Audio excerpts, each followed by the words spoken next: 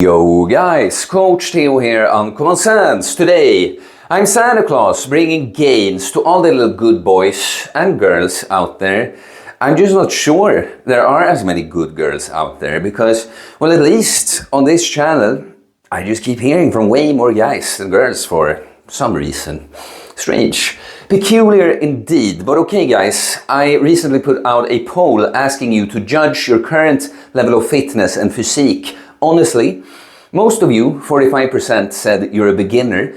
Another 17% said, I don't even lift, which, you know, I'm super happy that people that currently aren't into training find their way here. You want to follow the channel for other reasons than training advice, natural bodybuilding content, because Uncommon Sense is about more. It is holistic.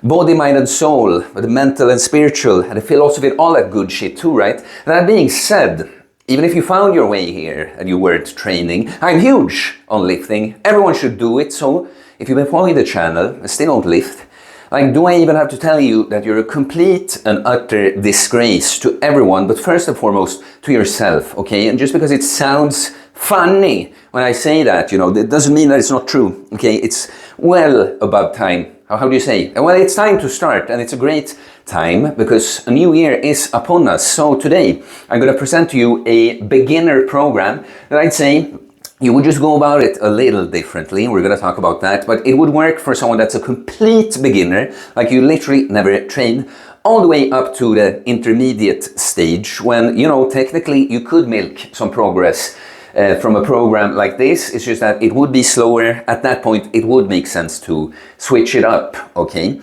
But this is Nick the Stick Gets Thick, a 3 times per week full body split, okay? And Nick is an actual client of mine. This is his actual new program that I made for him. So, of course, there are some individual things with him in mind, but think of it like this, guys, that the same general big concepts go for everyone, right? A program like this, anyone could copy it like completely verbatim and get good results. It's just that, like, for my client, I will make little individual tweaks, and I would for each individual person, but this is a general program, right? So my point is just that, of course, if you work with a coach and they make you a program, it's like follow it to a T, okay? Like discuss if you want to change anything. But when you watch a general program video like this, it's kind of like, you should go into it. It's like, oh, this might be a good shell. I might be keeping a majority of this, but little changes I might do, either because of my anatomy or just equipment I have available to me, you know. But then I also say, if you feel completely lost, like rather just go and do what it says here rather than overthinking it. Like action beats thinking all the time, paralysis by analysis. You'll find many answers if you just go do the thing, right? So I've been pitching this for a long time that, you know, I'm a huge nerd when it comes to natural bodybuilding, so I'm very happy when there are other bros that want to take it further, get into the advanced territory, but also I am an influencer and coach, a content creator that just wants to spread what I learned to everyone, influence everyone in some sort of way, even the person that isn't like, oh, I really love putting on a lot of muscle, I want to max out.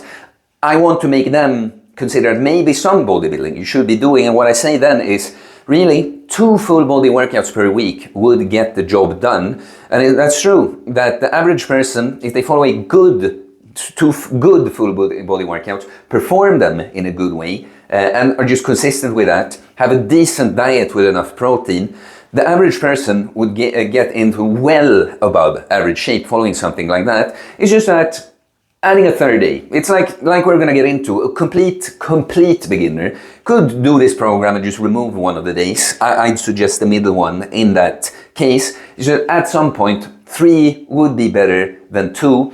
And when we do 3, it still makes sense to use full body as our split. It's just that we're gonna have slightly different focus on each workout. So I'm gonna walk through the workout first, comment on little things, but then we're going to talk a bit about like how different people could approach things, little swaps you could do, things to keep in mind, maybe some little missed muscle groups that we don't really get in there, what do we want to think about those, okay? So we have day 1, which is going to be our kind of squat day, but when it comes to upper body, it's mostly focused on the chest and back, all right? So we start with a leg curl, 3 sets of 8 to 12, followed by a squat, barbell squat, you know, probably a back squat, but I mean, if you really want to do a front squat, that will work too. 3 sets of 5 to 8, okay? So the reason I put the leg curl before the squat, 2 reasons really. It's just that, well, first of all, we're going to train our hamstrings through hip extension in the program, but it's good. We want to get the other function in, the knee flexion. So we want a leg curl, but it can actually feel nice to have worked and pumped up, fill your hamstrings with blood before you get to the squat. It can feel like you have a bit of cushioning here. It's good for the knees, right? And then it's not a very centrally fatiguing exercise like that. You do leg curls, even if you do that to failure, you know, it's not going to take anything away from your squats. However, if you do heavy ass squats, you might feel like, oh, now I had this little shit under leg and kind of half-ass it, you know. So I just like put it this way, right? Move on to upper body. Start with a chin up, 3 sets of 5 to 8. Put just a chin up, but of course, if you're like me when I started and you can't even do proper ones, you might have to do a regression, like a band-assisted chin-up or a machine-assisted chin-up. What I would recommend are just negative chin-ups, so that you would stand like on a chair and lower yourself and try to do that for like 3 seconds per rep. That's how I started. That's the most efficient way, in my opinion, before you can do actual chin-ups like that. So that's going to be mainly lats, but more back muscles and some biceps, arm flexors here, right? Then we have a regular old flat barbell bench press, 3 sets of 5 to 8. Obviously, mainly the chest, but some shoulder and some triceps we get in there. Then, so I put a few times, I put like an alternative here because it's something I'd really like you to have, but that isn't available in many gyms. But of course, technically any exercise could be swapped here. So I put a wide grip seal row, but I love that one, but the seal bench is just not available in all gyms. So a wide grip seated row, that could work too. 3 sets of 10. And so this is, we did our chin up, now we're trying to focus more on our upper and mid back and rear delts, right? Still some arms.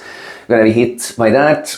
And the incline dumbbell press. We finish off with 3 sets, 8 to 12. So with an angle, now we're gonna just target the upper chest a bit more, still shoulders, still some triceps, okay?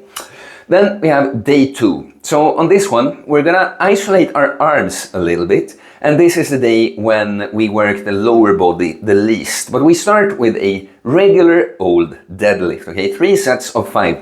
And I put this, you know, some people discuss whether like the regular deadlift, is it even a good exercise for building muscle? I'll tell you, first thing, when I was more of an intermediate also, when I saw my traps shoot up the most was when I was doing the most conventional deadlifts from the floor.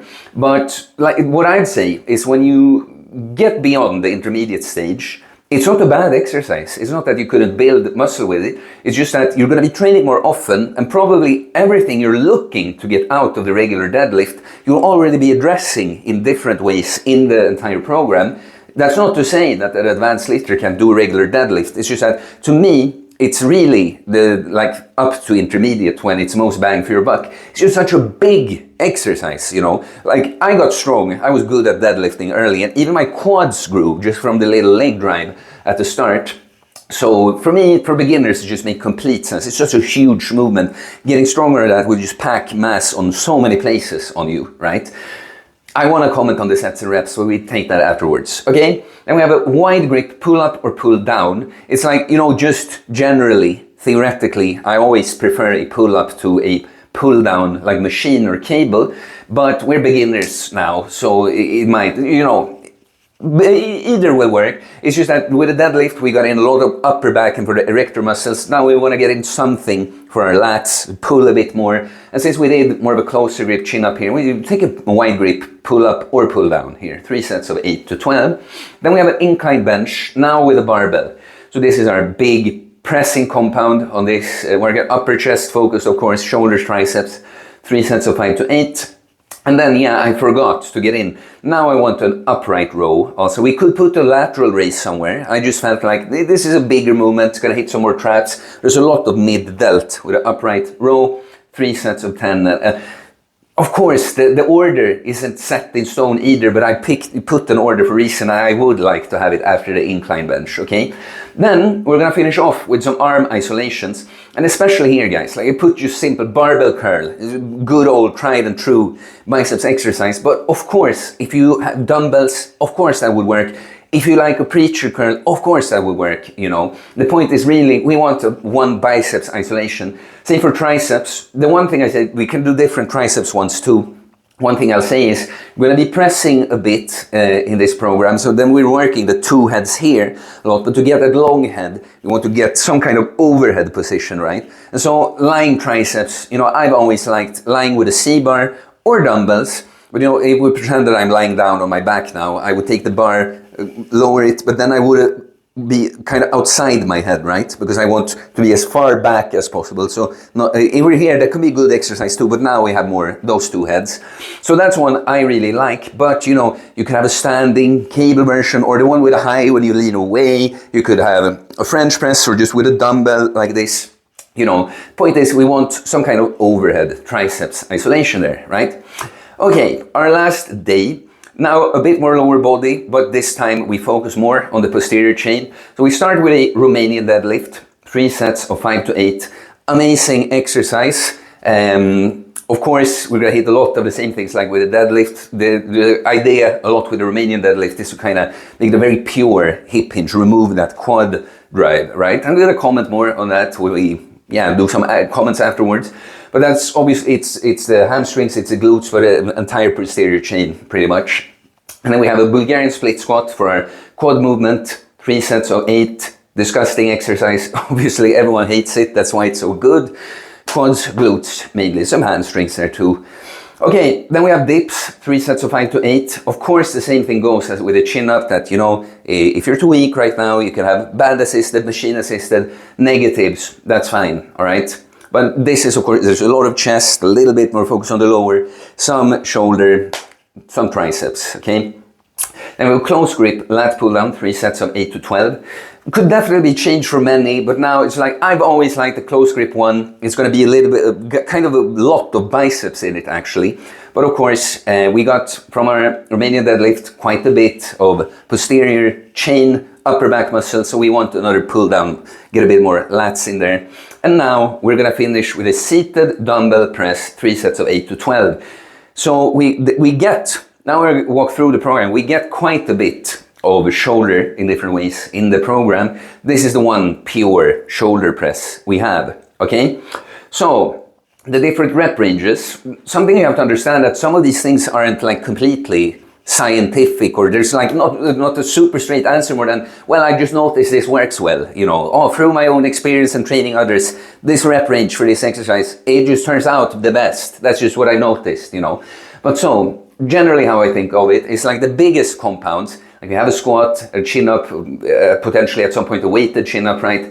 A bench press. These I really like have 5 to 8 reps, because that's like low hypertrophy reps. You see, we're still gonna get stronger, build some strength, kind of power build, but we're working in a hypertrophic range, you know, going beneath 5, especially like going 3 and below. Now we're really training our like nervous system and technique, our ability to recruit our muscles.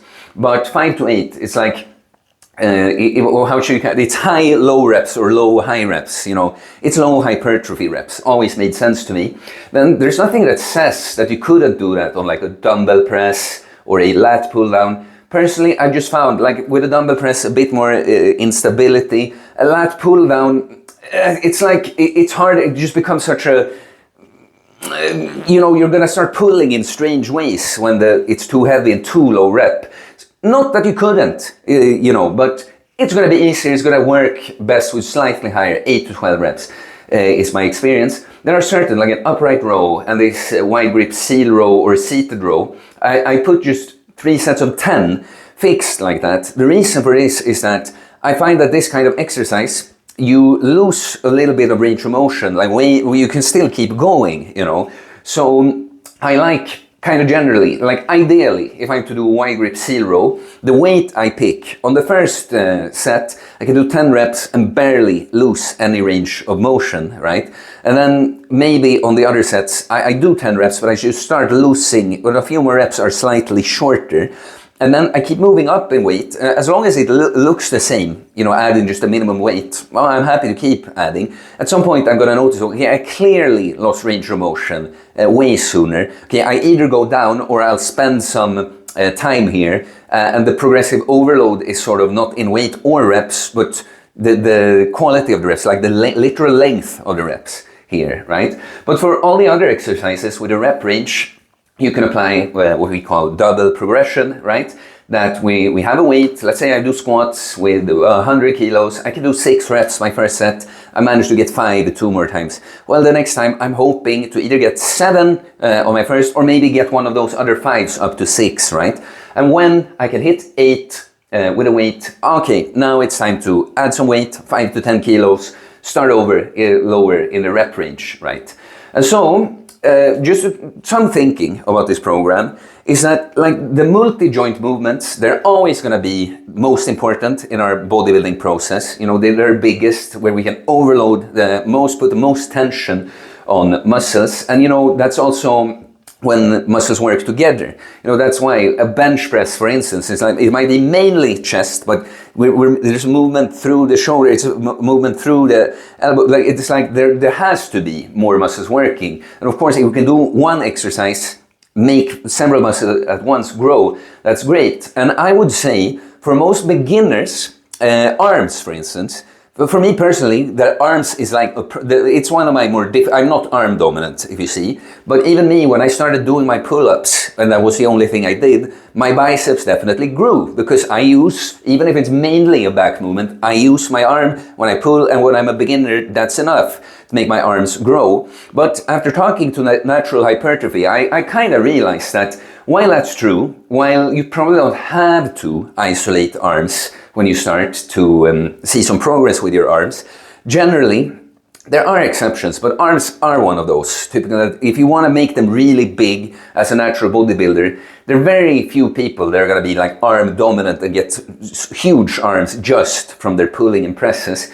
So I realized that it would be good to get in early. And the beautiful thing when you're a beginner is that even because we're using our biceps and triceps, like even if we didn't isolate them, you would see some progress because you're pressing and you're pulling with your biceps and triceps, right? But getting in just one isolation per week like this, on top of that, that's just gonna will make them grow more. And I realized that just because, you'd see some growth, it would be, if I were to start over, I would definitely isolate my arms earlier, right? And you're gonna get away with so much less. Like if you were to watch a random video about how to train arms optimally or something, you're probably gonna find, twice per week, 2 exercises, 3 sets, whoa, that's way more. But now we're a beginner and we are training our biceps and triceps in here, we're just isolating them at one place, right? But those are the real like isolations I put. There are other things we could isolate in here. We could put some lateral raises in. I put an upright row. There's some kind in the middle. It's not a complete isolation, but it's not really a compound, you know. But there are some, you know, neck, calves, forearms, abs. If we just want to talk about those. Because, you know, these are kind of meaty ass workouts. Let's talk a bit first, before those. Just, you know, if you're complete, absolute beginner, this is the first time you're doing this is going to be a lot for you, but you're going to have to practice and get used to the exercises anyway. So what I typically say to the complete beginner is like, you know, don't even think a 3, that's just a general rule too, you know. That's what if I had to just randomly say, what's the best amount of sets to do for an exercise? It's like 3 in general, but sometimes you could do more. Sometimes some exercises are so stimulating and fatiguing that you can get away with less, you know. So, you know, but for a complete beginner, what I usually say is like kind of ignore the number of, like just go through the exercises, try to do 1 tough set at least per exercise, and see progressive overload as kind of what was my tough set. Further down the line, I'd like you to take, you know, all these sets to failure or close to failure, right? But where were we? Yeah, but that's it. That's kind of what I meant earlier. That, you know, day one person and kind of, I don't know, month 5 and 6 can technically follow the same program on the paper, just that the day one person, like I said, they might just do one tough set. They're still learning the technique, they're still finding the weights they're gonna use, you know, just trying to get in something stimulating. While the person that's been going for some months, they might still be a beginner, but you know, they have some work capacity, they have built a little base level of fitness, they've started to get used to the exercises, they're gonna be able to handle more, right? But yeah, the point is though still, these are kind of juicy workouts still. Like if we're gonna throw in on neck, calves, forearms, abs and all of this, it's gonna be quite a bit of work, long workouts, you know. So what I say immediately is that forearms of these MIS groups, it's probably the muscle you have to isolate the least as a beginner, because that's, again, like the biceps, like my brachioradialis, that grew quite big without me ever doing any reverse curls. That's a lot from different pulls, right? So point being that still, I think isolating the upper arm early would be more important than the forearm, but it's not that you can't, right? But you know, that's something you could get in like literally at any time outside of these workouts, if you don't want to be forever and keep going with stuff afterwards, right? But that's the least important. Calves, it's the same. We can put calves at the end. I would do it of 2 of them, like day 1 and day 3. Calves is though, it's something that's so easy. Like if you have like steps, you can just stand, do 1, get a good stretch, because you would be standing on a step, right? You know, just body weight reps like that will be good for a lot of people, and then you can just start holding something. So you see, some of these MISC muscles, we wouldn't really necessarily have to add on to the workout. We could, like if we're really ambitious beginner, we could get in, because this, I would suggest this is Monday, Wednesday and Friday for best recovery frequency, right? But the really ambitious beginner could get in this kind of stuff in between if you want to, because these little, like creating calves between this work and this work, it's not going to take anything away from anything, right? But if you went in and smashed arms between these two, that might take something away, you know. But okay, neck. It's the exact same as the calves. Like, yeah, we can add it. I made a neck training video recently. We could add it to the end. But, you know, if you have a neck harness, if you have some weights at home, somewhere you can lie and do neck curls, you could do it like that too. I'll say abs, probably like the forearms. You know, I'm definitely someone that thinks for the best six-pack aesthetics, you should do some kind of ab isolation, but it's going to depend a little bit on your genetics with just the shape of your ab muscles and the way you store body fat. But of course, we don't just want to train them for aesthetic reasons. It makes sense. We're going to train the posterior chain through range of motion a lot. We should flex here quite a bit. But I just want to say though, like a squat, like a front squat is a surprising amount of abs. A back squat, there's some abs, but you know, deep core muscles. Because we have other core muscles than just these right here, the fun ones that show, right? But the point is just that we get some there, a chin up, we definitely stabilize some with our core, not so much in the bench press here or here. Deadlift, again, especially when I started getting up to like 150 kilos for reps, I noticed how I started feeling my, my core more. Pull-ups and pull-downs, definitely a little bit of abs in there, you know. Romania deadlifts, you know, it's the same like a deadlift or squat, kind of that. Yeah, it's not mainly the abs, but some, and some of those deeper ab muscles. Lat pull down here, dips, yeah, there is some core. The point is that we get some core work in, but definitely, of course, we could add an abs isolation. And the beautiful thing that I say is that just like these isolated triceps, biceps exercises, that's really just doing them once, 3 sets, 1 exercise per week, that will really be enough to drive some progress. Kind of the same with the abs. So, you know, it's again, if you want to have long workouts, you could throw it in at the end of the workouts, but it's also something you could do separately. But really, 2 exercises twice per week, 3 sets each, you have progressive overload, you see that you're improving, that's going to do a lot. But yeah, I guess that's the last point I'll say here. complete beginner, of course, it makes complete sense, I think, that the less trained you are, the further you can be from your like max when you train and still make some kind of progress, some kind of adaptation, right? The more and more advanced you get, the harder kind of have to push yourself.